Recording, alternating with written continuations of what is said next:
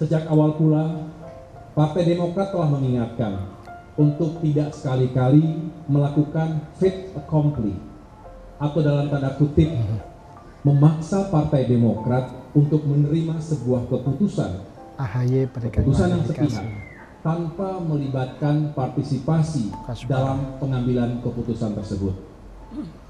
Dasarnya adalah mutual trust, rasa saling percaya, juga semangat keadilan dan kesetaraan yang menjadi titik temu perjuangan.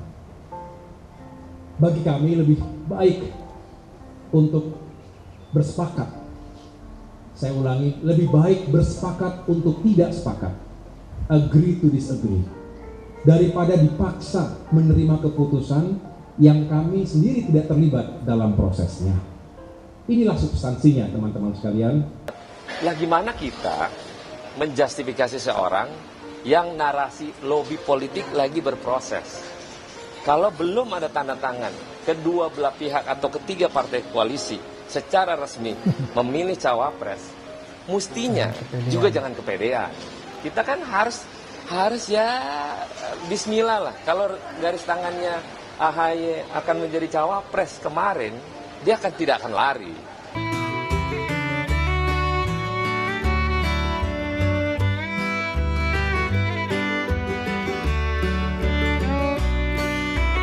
Assalamualaikum warahmatullahi wabarakatuh, Sobat Gerobokan Gokil semuanya.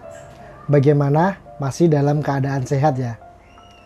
Nah, di video kali ini kita akan melihat ya, akhirnya AHY buka suara. Setelah beberapa hari ini diam, akhirnya AHY buka suara soal Partai Demokrat yang ditinggalkan atau istilahnya dihianati ya, karena Anies lebih memilih Muhaimin Iskandar jadi cawapresnya di Pilpres 2024 nanti. Intinya Mas AHY sudah legowo lah ya soal dirinya yang tak jadi cawapres dan sudah move on dan akan mencari koalisi baru, tidak di koalisi perubahan lagi. Bahkan AHY juga sempat memberikan selamat untuk Anies dan Muhaimin yang sudah mendeklarasikan diri jadi baca pres dan baca wapres untuk Pilpres 2024. Meskipun banyak kader Demokrat yang masih kecewa ya karena merasa dihianati itu, tapi sepertinya AHY sudah bisa move on dari kejadian yang menyakitkan ini. Di sisi lain ada Ahmad Syahroni ya, kader Partai Nasdem yang memberikan pembelaan bahwa tak ada itu hianat mengkhianati. Yang ada adalah lobby-lobby politik, dan ketika belum ada akad untuk jadi baca wapres, belum ditentukan oleh semua anggota partai koalisi, harusnya AHY nggak boleh kepedean dan jangan terlalu percaya diri bahwa dirinya akan dipilih jadi baca wapres.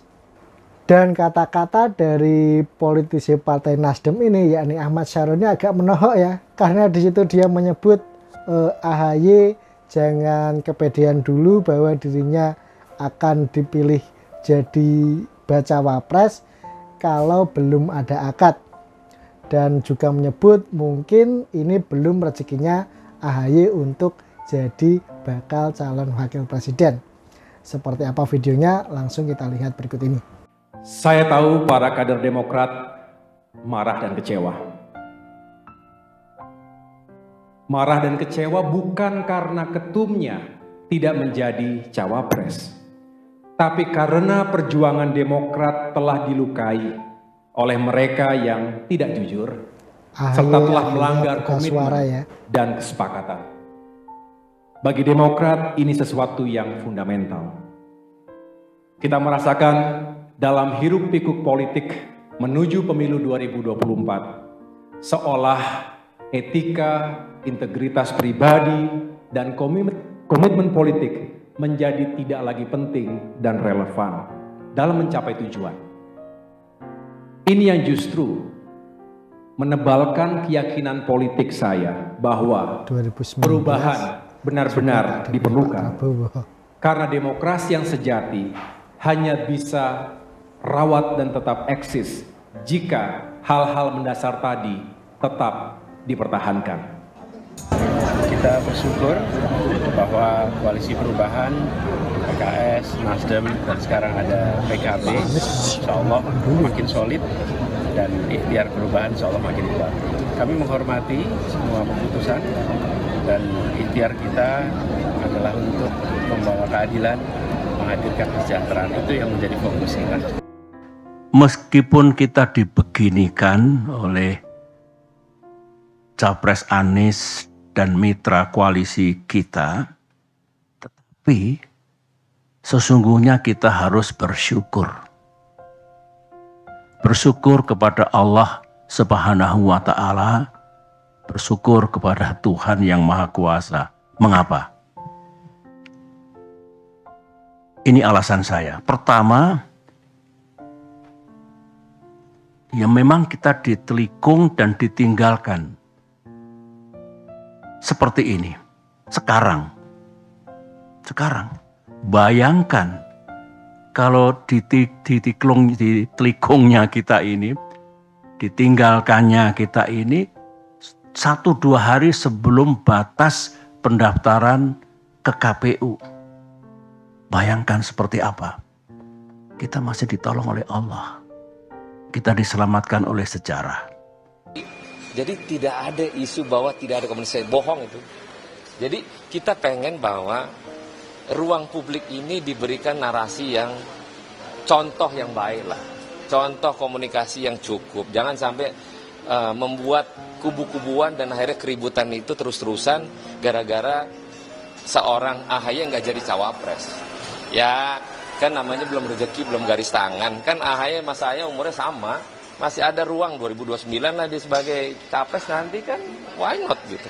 Jadi kita pengen bahwa hubungan antar komunikasi di publik ini selayaknya yang adem-adem lah. Agar proses politik ke depan, capres-capres yang sudah ada, yang tinggal daftar, berperang secara arif dan bijak.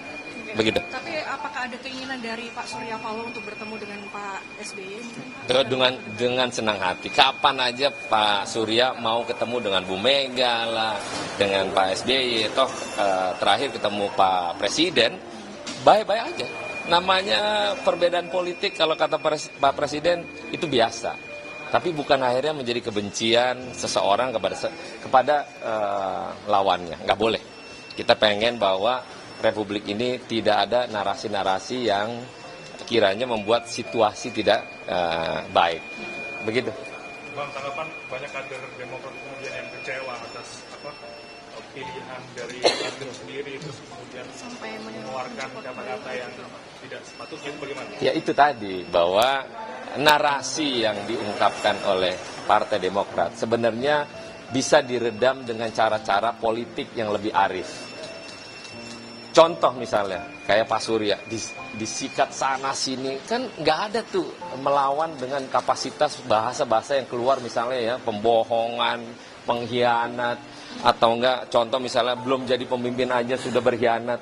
Lah gimana kita menjustifikasi seorang yang narasi lobby politik lagi berproses? Kalau belum ada tanda tangan, kedua belah pihak atau ketiga partai koalisi secara resmi memilih cawapres, mestinya juga jangan kepedean.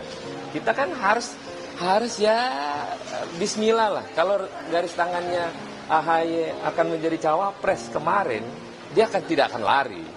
Tapi kan karena ini intuisi seorang Pak Surya Paloh lebih tajam karena beliau makan politik itu hampir 50 tahun. Jadi kita berharap bahwa jangan ungkapkan narasi-narasi yang akhirnya memprovokasi masyarakat atas kebencian yang tidak berdasar. Berarti penegasan lagi aja Pak, untuk pengkhianatan itu nggak ada ya? Nggak ada. Kan normal lah, politik kan berbeda pandangan, berbeda lobby, berproses, itu kan semua berjalan sampai titik daftar capres-cawapres nanti. Jadi semua itu masih dinamis. Jadi demikian, terima kasih teman-teman.